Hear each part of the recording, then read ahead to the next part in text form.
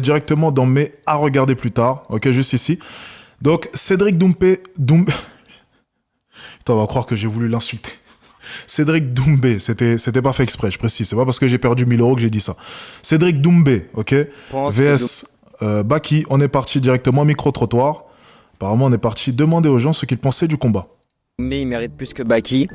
Après, il y en a qui pensent que Baki mérite plus. Comment ça, il mérite plus que Baki? Bah, franchement, il s'est donné à fond, Doumbé. Après, Baki, certes, sur le premier round, deuxième round, il l'a assumé. Et, ils ont. Bah oui, bah, c'est normal. Mais par rapport à. C'est lui qui a gagné et c'est Doumbé qui mérite mieux.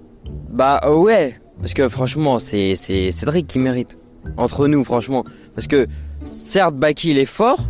Mais le match, pour moi, il a flop, en gros. Tout ça. Qui a gagné? Bah. En vrai, ouais, en fait, honnêtement, y a personne qui a gagné. Ah ok, d'accord. Pour moi, c'est 1-1, parce qu'en fait, après, les chars dans l'épine, franchement, à cause de l'arbitre, là, c'est pas mérité la victoire. Elle est pas méritée. Tu crois, toi, à la théorie de l'épine? Ouais, moi, je crois, hein. C'est... Qui la faute? Là, bah, l'épine, hein, et l'arbitre, hein. Ah, donc c'est l'arbitre, du coup, le fautif. Moi, je pense que c'est Balti, il a mis l'épine, il l'a mis sur le ring. Carrément. Ouais, et... Ok. Bon, je vois qu'on est parti. Mais attendez, je vais vous dire une chose. Lorsque je vois ces deux jeunes hommes, c'est à l'image un peu des spectateurs du combat. On a pu regarder un peu l'avant-match, ok, l'avant-match devant le stade. J'ai pas envie de trop... bon, je vais pas non plus trop critiquer, hein, parce que bon, voilà, c'est jamais, hein, il faudrait pas que je rencontre une des personnes qu'on a pu apercevoir, mais lorsqu'on avait franchement le genre de personnes, ok, étant parti voir le combat, je vais pas vous mentir, c'était pas du beau public. Hein. Bon, je dirai rien encore une fois, on va me traiter de raciste et j'en passe. Donc, je vais rien dire. Ok, on va rien dire. Mais, il faut quand même reconnaître une chose. Ça sentait l'anglais. Voilà, c'est tout ce que je dis. Il est arrivé et tout, il a mis l'épine sur le truc. Après, dans tous les cas, si c'est pas les Anglais, qui irait regarder du MMA en France? C'est aussi ça. Donc, on va pas non plus cracher dans la soupe. Au moins, ils ont le don pour mettre l'ambiance. C'est au moins une bonne chose. Parce que, au bout d'un moment, il faut savoir. J'avoue que je suis un peu hypocrite là-dessus. Lorsque c'est un public assez poli et assez calme, on se plaint. Par exemple, au match de basket. C'est une chose que je peux reprocher. Ah, c'est trop calme, c'est trop ceci, c'est trop cela. Ok. Par exemple, le NBA Paris. Ok, lorsque le NBA vient jouer à Paris. Généralement, les tickets sont chers. On a donc un public qui est assez aisé quand même, avec beaucoup de stars. On se plaint, on aurait préféré qu'il y ait un peu plus de... Vous le savez. Et puis, lorsqu'ils sont là, on se plaint aussi. Donc, au bout d'un moment, il faudrait peut-être trancher. Alors, entre un public bien éduqué qui ne met pas l'ambiance, excusez-moi, et des Anglais qui mettent l'ambiance, mais qui en même temps volent 2-3 téléphones sur le côté, on choisit qui? C'est une vraie question, ça. On choisit qui? Vous préférez quel genre de public? Public calme et ennuyeux? Ou bien les Anglais? Je sais pas. C'est une bonne question, ça, tiens. C'est vraiment une bonne question. Je pense que derrière ma télé, je préfère les Anglais, mais je pense que sur place... Pour ma sécurité, je vais opter quand même pour le public qui est un peu plus calme. Ouais, mais c'est dommage, parce que c'était un beau combat. Il y en a, ils ont payé 400 € pour voir le combat. Ah, c'est cher. Tu l'as vu où, toi? Ah, moi, je l'ai vu sur mon Telegram. Télégramme? Ouais. Lien privé. Ah, il faisait partie des enfoirés qui n'ont pas voulu payer. Ok. J'ai pas les J'en faisais partie aussi. chaînes payantes, c'est trop cher. Et s'il y a une revanche pour toi, qui va gagner? Ah, moi, c'est Doumbé. Doumbé, il est toujours là. Sûr, même si Baki, il est tchétchène, il est bon. Moi, je dis Baki. Doumbé, il va gagner. Okay, mais là, du coup, c'est qui a gagné? Ah, c'est Baki, mais pas fait exprès. Mais tranquille, Doumbé, il va lui mettre une bonne raclée comme il faut, je pense. C'est un retour. C'est un match retour. C'est un Camerounais, il va gagner de base. Hein. Moi, je pense qu'il va gagner. Parce qu'il est Camerounais qui va gagner? Non, mais il est chaud de ouf. En plus, Baki, c'est un petit. C'est son gros œil fermé et tout. Non, il va perdre. C'est qui a gagné? Voilà, du coup, c'est Baki. C'est pas pareil, c'est pas pareil. Mais c'est pas pareil, il a gagné alors que c'était même pas fini. Une épine comme ça, l'arbitre en plus il est connu pour faire des arrêts de merde. Donc franchement je pense qu'il aurait juste dû arrêter, il a enlevé l'épine et reprendre le combat. Ouais, moi j'ai déjà donné mon avis là-dessus. Vous connaissez mon avis là-dessus. Voilà, je l'ai dit la dernière fois. Si j'étais vraiment président de l'organisation, j'aurais démonté l'arbitre. Pour une bonne raison. Il y a les règles et il y a le business. Et il faut différencier les deux. Lorsqu'on regarde la boxe, et j'ai donné l'exemple hier, donc je vais le redire quand même, c'est important parce que tout le monde n'était pas là.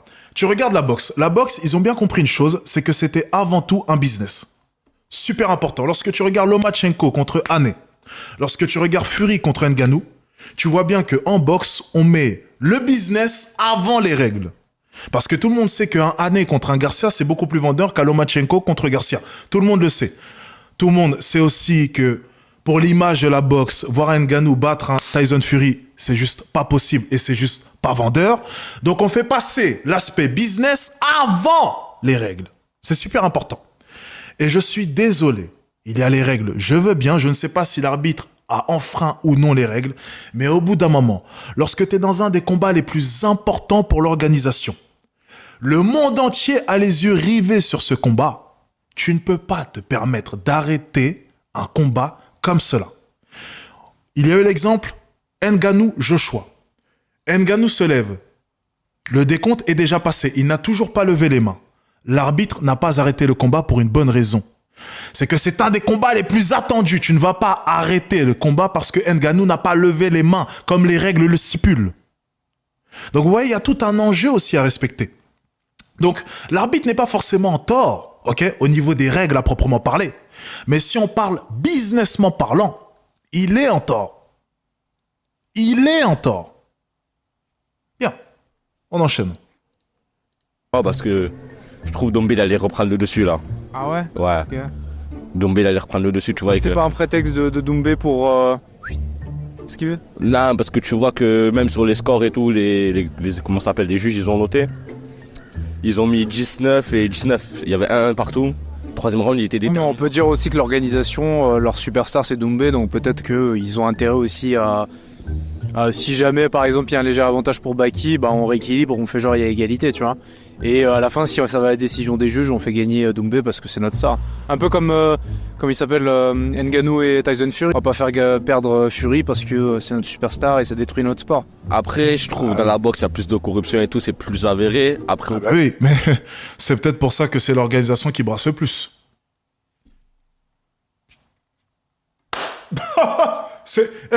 C'est toujours les gentils qui se plaignent des méchants. Mais les méchants dans ce monde gagnent. Les méchants dominent ce monde. Quelle est l'organisation qui brasse le plus en sport de combat? La boxe. Les méchants l'emportent toujours. Si tu veux respecter les règles à tout prix, je te jure, tu gagneras jamais. Et même le public de son côté ne veut pas de cela. J'ai vu énormément de personnes qui sont venues se plaindre lorsque Lomachenko avait perdu. Oui, mais Lomachenko, oui, mais... Oui, mais il faut avouer une chose, c'est qu'on aimerait tous voir Hané contre Garcia. Et ensuite, on aimerait tous voir Hané contre Tank ou bien Garcia, revanche contre Tank. Tout le monde rêverait de voir ça. Ne nous mentons pas. Lomachenko Tank, ouais, ok. Lomachenko Garcia, ouais, ok, d'accord. C'est moins vendeur, c'est moins bling bling, ça trash talk moins, il y a moins de show. Ça donne moins envie. Il faut se le dire. Peut-être que les puristes qui sont en train de me regarder ne seront pas d'accord. Peut-être que les puristes me diront non, en termes de boxe, c'est bien plus intéressant de voir un Lomachenko Garcia. Ok, je veux bien, mais pour le grand public, ce n'est pas le cas. Vous en avez bel et bien conscience. Donc, lorsqu'ils prennent leurs décisions, ils pensent surtout au grand public avant tout. C'est le plus important. Parce que c'est ça qui paye. Et une organisation, ça doit faire quoi? Rapporter de l'argent. Et là, ils viennent de se taper la honte. Ils viennent de se taper la honte. Et si avec cela, ils pensent dépasser l'UFC, bonne chance. PFL, tu sens pas la corruption? PFL, non, je me dis. L'organisatrice qui crie Baki t'es mort.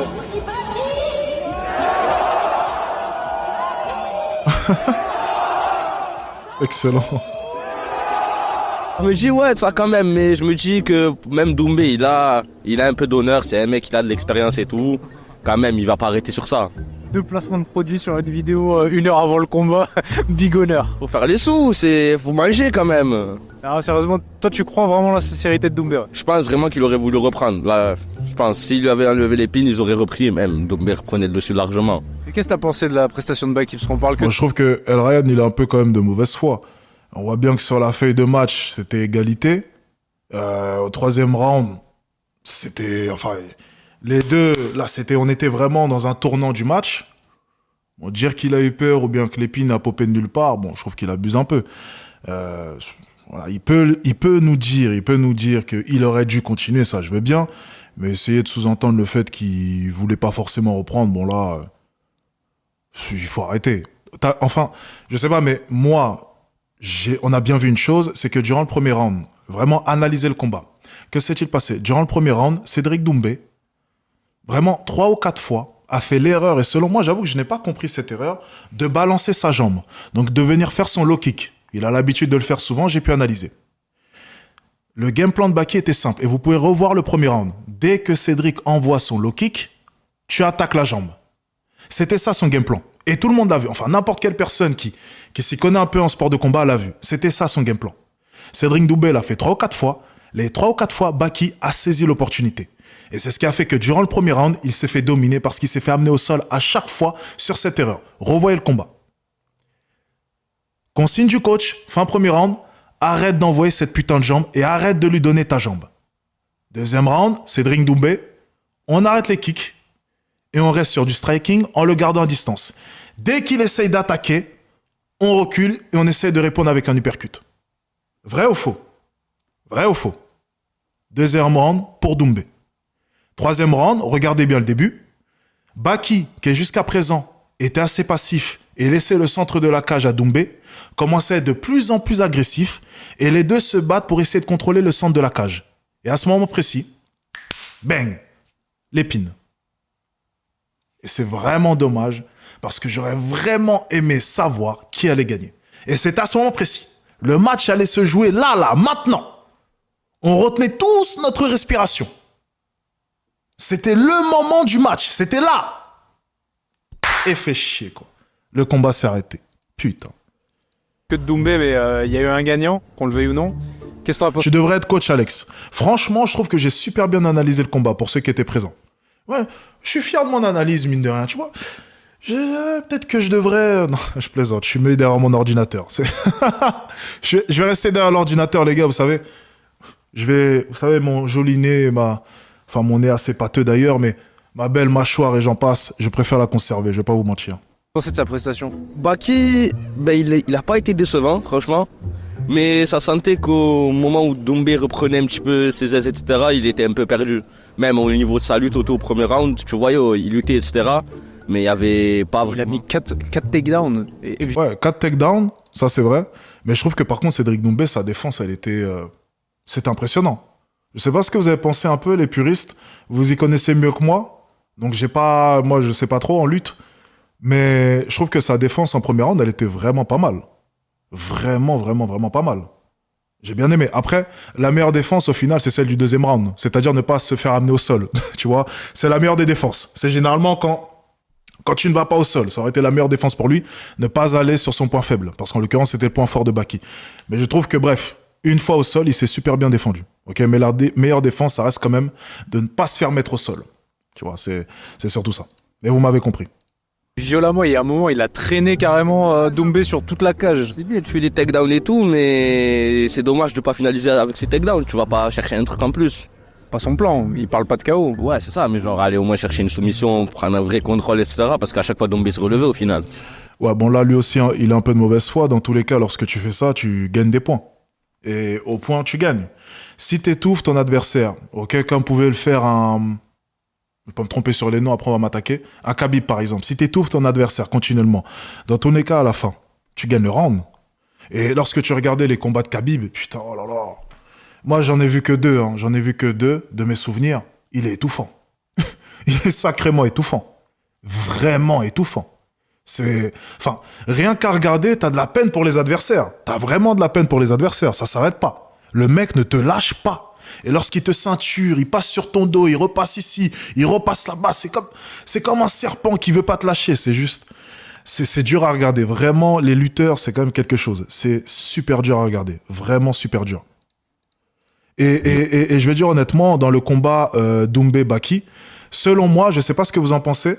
Je vais le dire, peut-être que c'est un peu couillu hein, pour un débutant comme moi, mais je trouve que ça a été une erreur du coach. Ça a été une erreur du coach. Tu vois, ça a été vraiment une erreur du coach, je le dis. C'est vraiment... C'est comme Jordan Zebo qui envoie son kick alors que tout le monde l'attendait. Enfin, je ne comprends pas comment est-ce que dans le game plan, on a pu pousser Cédric, je sais pas, à envoyer ses low kicks alors qu'on sait très bien que c'était pas le but. Enfin, le premier round, je l'ai pas compris. Lorsque j'ai commenté, je l'ai dit. Pourquoi envoyer à chaque fois cette jambe? Ça n'a pas de sens. Tu lui ouvres la porte à la lutte. J'ai pas compris. Ça, c'était une erreur de coaching. Mais ensuite, le coach s'est super bien adapté au deuxième round. Donc, ça va. OK? Il a pas mis 5 minutes au sol. Je pense que le game plan de Baki, c'est de faire durer sur les 3 rounds, de contrôler, de mettre un maximum de points et de gagner. Et il y en a un autre qui cherche à mettre KO en un round et qui n'a pas réussi. C'est vrai, ça faut le noter aussi. Bon les amis, j'ai beau chercher des fans de Baki, je vous avoue que j'en trouve pas trop. J'ai l'impression que tout le monde était pour Doumbé. C'est dingue de voir à quel point il a une putain d'emprise sur la tête des jeunes, j'ai jamais vu ça de ma vie. Ils sont unanimement pour Doumbé et en plus ils l'excusent d'avoir eu une épine dans le pied. Je comprends pas. Il y a vraiment des gens qui croient à cette théorie de merde. Tu vois, tu peux pas dire que c'est mérité pour Baki parce qu'il a pas montré grand chose, ça s'est terminé trop vite quoi. Il n'y a pas eu beaucoup de choses de montrer dans ce combat. Et t'y crois toi au fait que ça soit une excuse de Doumbé pour s'échapper? Attends, mais l'intervieweur, il s'est mis en professionnel hater, là, ou je rêve, là? Le mec le moins impartial au monde, quoi. Il s'est mis en professionnel hater. Genre, son but, Des fois, Internet, ça me tue. Hein. Vraiment, des fois, Internet, ça me tue. Vraiment, ça me tue. Je sais pas. Tu penses? Ah, moi je te donne mon avis. Il a dit que son métier de rêve après le fait d'être combattant MMA, c'était d'être comédien, tu vois. Faut savoir qu'à la base, avant même de pratiquer un sport de combat, J'avais fait du stand-up. je faisais du théâtre et du cinéma aussi. Donc des courts-métrages, c'est ma passion toujours. Et c'était vraiment ce que je voulais faire avant tout. Donc à la base, je suis un comédien dans l'âme. Donc pourquoi on pourrait pas... Il aime bien aller à la Fashion Week, pourquoi on pourrait pas imaginer ce genre de truc? Non, il s'est mis en professionnel hater, là, c'est pas possible. Non, vraiment, genre, c'est quoi ça? Vraiment, vous savez, il a l'image un peu des gens sur Internet. Hein. Vous savez, des fois, il y a des gens, ils sont comme ça. Tu peux rien y faire. Il y a vraiment des gens, tu vois, ils ont... Tu sais, il démarre son interview, t'as l'impression qu'il a quelque chose contre lui. Putain, il y a un mec qui vient d'empocher 200 000 euros, mais... Je sais pas... Eh, fermez votre gueule un peu. Non, no cap, non, ça commence à me faire chier. Mais je comprends pas comment est-ce que vous pouvez autant avoir quelque chose contre les gens. Mec, t'es à Châtelet, t'es en train d'interviewer des gens dans la rue, t'as un bonnet rouge sur la tête, tu fais le professionnel hater, c'est un mec qui a gagné 200 000 euros. Non, mais je comprends pas. Mec, j'ai rien contre le fait d'interviewer des gens dans la rue, y a pas de souci. Moi-même, de mon côté, j'étais coach en séduction. Bon, après, moi, je suis devenu riche. C'est peut-être la seule différence. Mais, ok, moi aussi, tu vois, j'ai fait des vidéos dans la rue. D'ailleurs, je vais en refaire, d'ailleurs. Je vais en faire, vous inquiétez pas. Je vais le faire. Je vais faire le concept. Ne vous inquiétez pas. Je ferai pas le hater, moi. Mais, je comprends pas comment est-ce qu'on peut sentir une sorte de... Ouais, il y a un truc malsain dans sa vidéo. Je saurais pas vous l'expliquer, mais je sens un truc malsain. Je sais pas. Moi, j'appelle ça professionnel hater. Vraiment, je ne comprends pas. Parce qu'une écharde... Bah, tu fais ça et puis tu l'enlèves, puis tu continues le combat. Sachant que quand il était au Glory et qu'il cherchait vraiment à être un grand combattant, tu vois, il se donnait vraiment les moyens, il a déjà continué des combats avec des côtes cassées. Ouais, non, mais ça paraît trop gros d'arrêter ça pour une écharde. Sincèrement, C'est peut-être justement parce que ce n'était qu'une écharde qu'il a voulu arrêter. Si on met de côté la mauvaise foi. Moi, vous le savez, j'étais pour personne, donc comme ça au moins c'est réglé. C'est justement parce que ce n'était qu'une écharde, peut-être qu'il a voulu arrêter le combat. Moi, je fonctionne par logique. T'as une côte cassée. Tu sais que t'as pas le choix. On va pas appeler le médecin. On va pas te faire une chirurgie en plein combat. Tu sens que ta côte te fait mal. T'as pas le choix. Ça, on le sait. T'as une épine dans le pied. Tu sens que ça n'a rien à voir avec le combat. Tu sens qu'un bout de bois a été laissé ou un bout de verre. Parce que, de ce que j'ai pu entendre, il pensait que c'était un bout de verre. Ben, pour le coup, tu dis, mais ça n'a rien à voir avec le combat. Donc, c'est peut-être une erreur. Attention. Je ne suis pas en train de dire que c'était une bonne idée de le faire. C'est pas ce que je dis. Mais par contre, je dis juste une chose. Si je fais un combat de boxe et je sens qu'un bout de verre rentre dans mon pied, je ne vous cache pas, je le notifie à l'arbitre. Peut-être que c'est une erreur, je ne sais pas.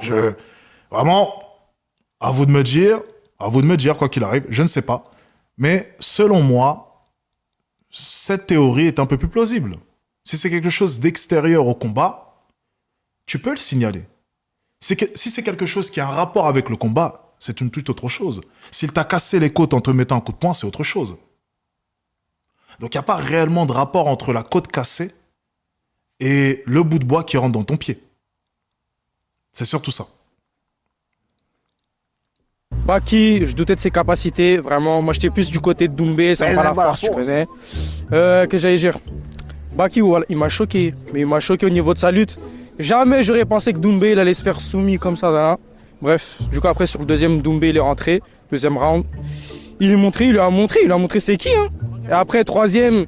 Ah oui, et au passage, oui, très bon match de l'opposant en face. Bon, après, je connaissais pas, donc... Doumbé, je sais pas, il me fait quoi. Il a... La théorie du dompied là.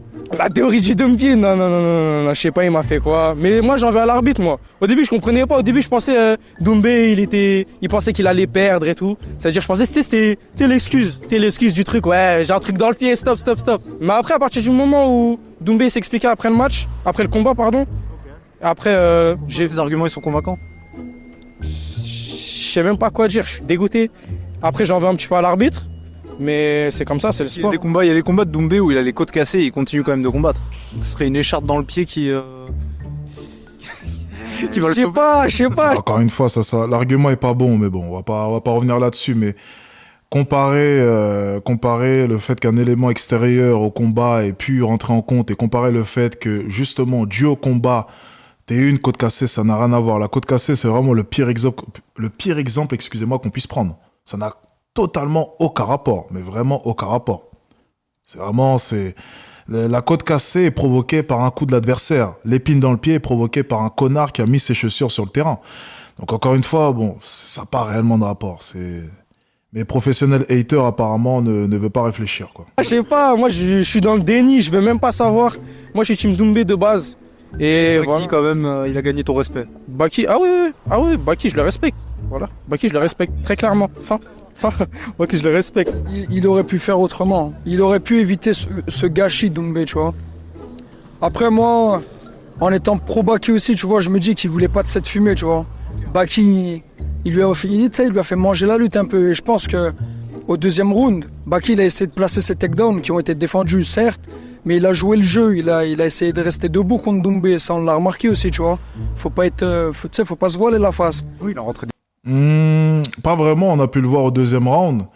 Il est même pas passé loin d'un salut percute en voulant l'amener au sol. Hein. De mes souvenirs... Ouais, moi je suis totalement impartial. C'est pour ça que je suis en mesure de pouvoir garder la tête froide. De mes souvenirs, deuxième round, il a failli se prendre un salut percute. Et justement, il n'arrivait pas à trouver les ouvertures pour l'amener au sol. Parce que crois-moi, et là par contre, il faut arrêter 2 secondes. S'il avait pu l'amener au sol au deuxième round, il l'aurait fait. C'est juste que c'était une toute autre histoire. Totalement différent. Des jabs et tout. Tu sais, il a voulu prouver que même debout, il craignait pas Doumbé, tu vois. Et moi, je pense que c'est respectable de sa part. Et au troisième round, honnêtement, je pense qu'il aurait pas pris de risque et il aurait amené le combat là où il aurait voulu, tu vois. C'était une petite écharde. Tu l'as dans le pied, tu la retires, ça te prend 2 secondes. Après, je pense pas qu'il s'attendait à une fin comme ça aussi, Doumbé. Donc c'est peut-être pour ça qu'il a chipoté un peu plus. Après les gars, moi, le trash talk à Doumbé, il m'a fatigué un peu, je vous mens pas, même si je l'apprécie beaucoup. Baki, il a 22 ans, il a tout devant lui. Et puis il nous a proposé quelque chose de solide quand même. C'était incroyable. Moi, quand on me parle des chartes dans le pied, je dis il a 22 ans, il est arrivé face à 20 000 personnes qui l'ont hué. Une présentatrice qui crie Baki. Ça, c'est quoi? C'est des échardes psychologiques. C'est le mec est parti avec totalement défavorable, tout le monde contre lui. Et normalement, d'ailleurs, on peut être complotiste et dire peut-être que si c'était allé jusqu'au bout, les juges, peut-être, ils auraient triché, ils seraient du côté de Doumbé parce que c'est leur star et tout. C'est pas impossible, c'est pas impossible. Après, moi, je me dis le scénario inverse. J'aurais voulu voir un KO. Ah, ça aurait pu être bien, ça. On prend Baki, donc si Baki il aurait eu une écharde au pied. Alors, au deuxième round, Baki est resté debout histoire de défier Doumbé et lui montrer qu'il était prêt à le prendre sur son propre terrain. Résultat, il a perdu le round.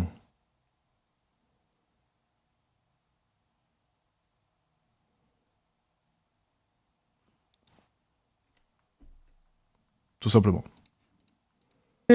Se serait pas passé comme ça, tu vois. Il l'aurait enlevé, il aurait pas chipoté, il aurait continué le combat, tu vois. Franchement, il a l'avenir devant lui, il a que 22 ans. Il va faire de gros trucs. Force à toi, si tu regardes la vidéo, force à toi, t'es un loup, frère. Cédric, t'abuses. Un vrai vaillant, il est capable de se battre même avec un bout de verre dans le pied encore. Bon, on va s'arrêter là. En fait, on va s'arrêter là simplement parce que, en fait, je sais que ça va être un peu, ça va être un peu dur ce que je vais dire, mais non, ça serait arrogant, mais j'avoue que j'ai toujours un peu du mal des fois à écouter des gens out of shape. C'est-à-dire des mecs vraiment qui de leur côté n'ont même pas pratiqué ne serait-ce qu'une seule fois vraiment du sport, tu vois, vraiment, ok, à un niveau compétitif, pas forcément professionnel ou peu importe, mais à un haut niveau avec la rigueur et tout ce que ça, bref. Je vais pas rentrer dans les détails, mais j'ai toujours un peu de mal vraiment à écouter l'avis de tout le monde. Je vais pas vous mentir, surtout lorsque les gens ne sont même pas capables de connecter deux neurones, quoi. C'est assez compliqué. Bon, on va s'arrêter là.